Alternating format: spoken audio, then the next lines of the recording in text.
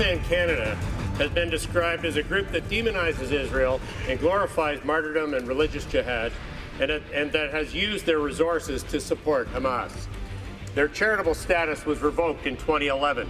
Can the Minister of Public Safety please update the House on what the government is doing to stop IRFAN from operating in Canada? The Honourable Minister of Public Safety.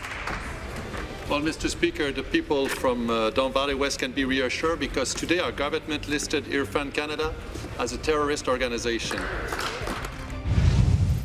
Now, this is big. It's a landmark case. An Ontario-based charity has been added to the federal government's list of terrorist groups.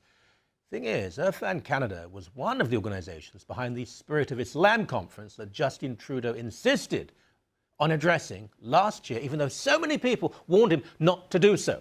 Here's a taste of Justin's inspirational speech. It is short-sighted to pit groups of Canadians against one another. It may make some feel good for a little while or even work politically in the short term, but it is no way to build a country, least of all this country. It is not who we are. And look at my hair. It's a terrorist group. Boy, Trudeau, a terrorist group. David Harris is one of North America's most respected security and intelligence experts. He joins us now from Ottawa. David, are you surprised at the decision? In some ways, yes, just because I suppose many people felt it would never come. It's been 9 years, after all, since the 22nd November 2004, when Stockwell Day, then an opposition MP, and a number of other people held a press conference at Parliament, which revealed a study that had come out of an intelligence center in Israel, apparently relying upon Israeli intelligence information, that appeared to document problems with IRFAN, specifically including the idea that some IRFAN money had wound up heading in the direction of some Hamas-related organizations. And recall that Hamas has for some years been a designated terrorist organization under Canadian law. So this is, of course, a major development, a long time coming. It remains to be seen what will be made of some of the denials that we've heard from a representative of this organization. But for the moment, it is certainly a dramatic police action with raids unfolding as we speak. Now, and I remember this so well, when Trudeau decided to speak to this organization, to this conference, a lot of people, Jewish groups, frankly, obviously Jewish groups, but forgetting that, I mean, maybe there's a vested interest, Muslim groups, gay groups, feminist groups, wanted to speak to him to say, there are other Islamic organizations you could speak to. This one, there's some unsavory links there. He refused to even meet with them.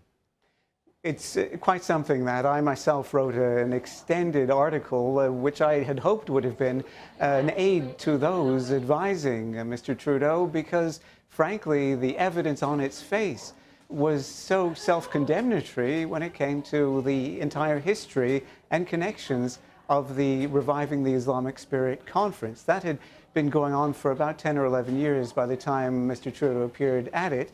And in fairness, of course, other dignitaries had been dupes. They had appeared at this conference now and then over the years, including a former, if you can imagine this, commissioner of the RCMP. And the difficulty is that when this does happen, when there should be a failure of due diligence, you know to a near certainty that in years to come, when the crunch does come for these organizations, they will pull out as a trump card a list of all those individuals and organizations that have previously engaged with them.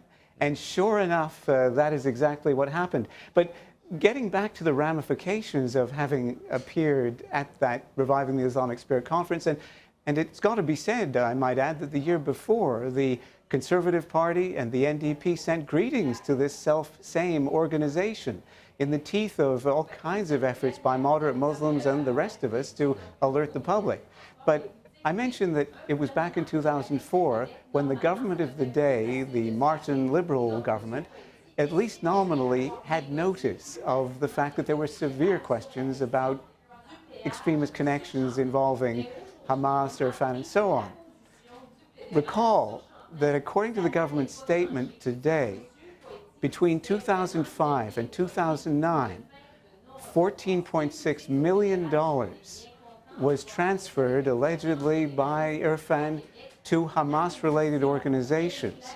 So this may suggest the kind of damage that can occur when there is delay in government and security action in coming to grips with radical and extremist organizations. You know how much violence $14.6 million can buy. And remembering that Hamas is a self-described Muslim Brotherhood organization, and the global reach of that kind of organization, well, it tells us and reminds us that this kind of money can be put to the service of global Islamic extremism, including efforts to attack our own country and people.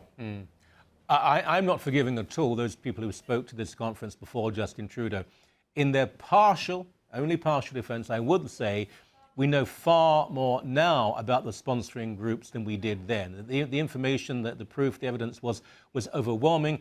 And Justin Trudeau, instead of saying, well, I'll consider it, simply dismissed everybody who had any reservations about this. As always, my friend, it's a pleasure. Thank you so much.